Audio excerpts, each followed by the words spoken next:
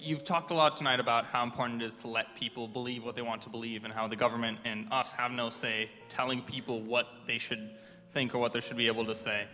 I just wanted to ask, what's the harm, if somebody's going to be a happier person because they say that they're a man or a woman, like what's the harm in just letting them do it? I'm not in favor of government banning people who are adults. Children I'm in favor of banning because now you're talking about somebody who's not capable of consent. Right? All of our laws are based on the ability of people to consent. If you're a child, you can't consent. So I'm very much in favor of banning gender transition for kids. I think that it's frankly evil. I think you're making decisions for children who are not capable of making decisions for themselves that are permanent and have long-lasting, significant, and severe impact. As far as adults, if you're 25 and you want to get a sex change surgery and you feel like it's going to make you feel better, you have the right to do it. You do.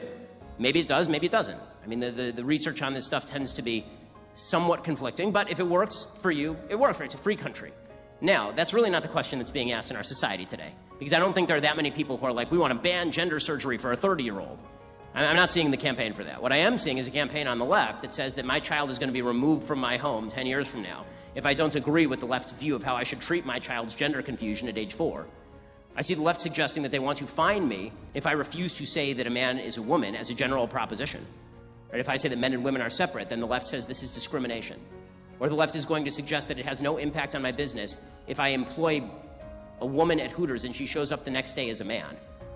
Right? Like that does have an impact on my business, right? But the left would suggest, well, you should sort of deal with it. Well, it turns out that gender does mean something, and it does have an actual meaning to people outside of you.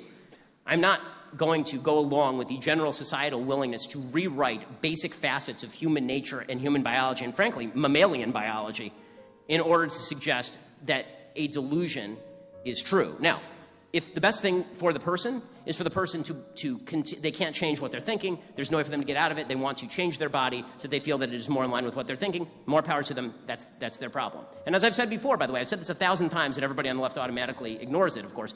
I've said that if I were in a room with a transgender person having dinner with that person, I wouldn't go out of my way to call them by their biological sex.